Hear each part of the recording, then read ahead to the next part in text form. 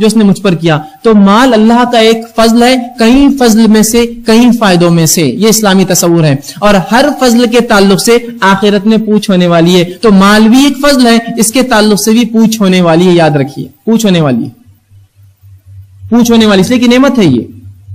اور مال کوئی بری چیز نہیں, ورنہ آپ بولیں گے سود کا درس ہو گیا, اب تو بہت اچھا ہوا, میں پہلے سے کماتا نہیں تھا, مکمل چھوڑ دوں گا کمائی, اس لیے کہ مال تو پورا فتنہ لا رہا ہے. نہیں, شریعت نے مال کو خراب نہیں کہا, بلکہ اللہ کے رسول صلی اللہ علیہ وسلم نے انس بن مالک رضی اللہ عنہ جو ہے جب پیدا ہوئے تو ان کو دعا دی. اس میں ایک دعا تھی, اللہ انس کو خوب مال دے, اللہ انس کو خوب اولاد دے اور خوب عمر دے. اور الحمدللہ اللہ نے تینوں دعائیں خوبی کی رسول اللہ کی. یہ کافی مالدار انسان تھے, اپنے زندگی جو ہے اپنے علاقے کے 120 سال کی کم بیش عمر پائی اور 80 اولادیں ان کی زندگی میں ان کی تھی. تو مال کی دعا دی رسول اللہ نے اس کو. تو مال نعمت ہے, یاد رکھیا, مال نعمت ہے. رسول اکرم فرماتے 3 چیزیں جو ہے وہ خوش بختی کی علامت ہے, اچھائی کی علامت ہے. ایک نیک بیوی, اچھی پڑوس اور اچھا گھر. ایک روایت میں کہ نیک بیوی اور اچھا گھر اور اچھی سواری, یہ خوش بختی کی علامت ہے. تو نعمت ہے مال بھی, یاد رکھ. اور ہر نعمت کے تعلق سے پوچھے, لیکن اس میں میرا کوئی فضل نہیں ہے کہ میں نے جو مال مجھے ملا میں نے خود کمایا. یاد رکھیے, اللہ رب العزت نے ایک واقعہ بیان کیا. موسیٰ علیہ السلام جب اللہ نے کہا جاؤ قارون کے پاس, بنی اسرائیل پستی میں ہے, اس سے کہو کہ بنی اسرائیل پر زکات خرچ کرے, مال کی زکات نکالے, صدقات کرے. جب موسیٰ علیہ السلام گئے اور کہا اس سے, قارون سے, اور کہا احسن کما احسن اللہ الیک, اے قارون خرچ کر جس طرح اللہ احسان کر لوگوں پر جیسا اللہ نے تجھ پر احسان کیا ہے. تو قارون نے کہا اے موسیٰ, یہ چچیرا بھائی تھا, چچا زاد بھائی بھی تھا موسیٰ علیہ السلام, اے موسیٰ میں نے یہ تو اپنے محنت سے کمایا ہے, تم کہاں سے لائے جیسا اللہ نے احسان کیا تو میں احسان کروں؟ یہ تو میں نے کمایا اپنے ہاتھوں سے.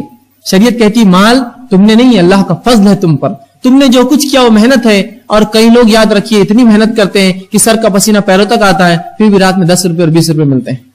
تو محنت اصل نہیں مال کے لیے, تیری تقدیر تھی جو تو لے کر آیا, اللہ کا فضل تھا. تو اس فضل کو جو اللہ نے دیا ہے شریعت کہتی ہے تقسیم کرو, خرچ کرو, نکالو, جمع مت کرو, ان کے ڈھیر و ڈھگار مت لگاؤ. کچھ نہ ہو سکے تو 2.5% کم از کم زکات ہی دے دو. اور سبحان اللہ اس نظم کو بھی ہم نے ختم کر دیا. آج 2.5% نکالنے کو بھی مسلمان کے جو ہے جس کو بولیں گلے میں بات آتی ہے.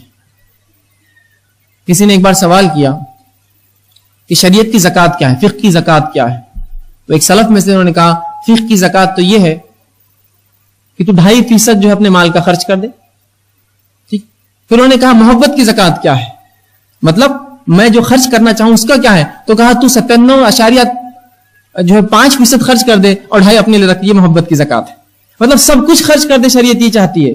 معلوم, شریعت جمع کرنے کو پسند نہیں کرتی. شریعت ہوڑ کرنے کو, جس طرح سے جو ہے یہودیوں نے کہا کہ یکنزون الذهب والفضة, قرآن میں اللہ نے کہا کہ یہ تو ڈھیر لگاتے سونے اور چاندی کے اپنے لیے, لوگوں کے مال پہ نظر رکھتے ہیں اور اپنے لیے سونا چاندی جمع کرتے. نہیں, خرچ کرو. تو جو مال و دولت مجھے اور آپ کو ملا اللہ کا فضل ہے, تو کوئی اس پہ تکبر نہ کرے, اپنی کچھ خاصیت نہ سمجھے اس میں. محنت تو سب کرتے ہیں, جس کو اللہ جتنا چاہتا ہے اسے رزق میں سے عطا کرتا ہے. تو یہ بھی کئی نعمتوں میں سے ایک نعمت ہے, شریعت اس کو خرچ کرنے کا حکم دیتی ہے. اب یاد رکھیے جہاں بھی مال کا معاملہ آیا سود وہاں فوراً آ جاتا ہے, اس لیے کہ جہاں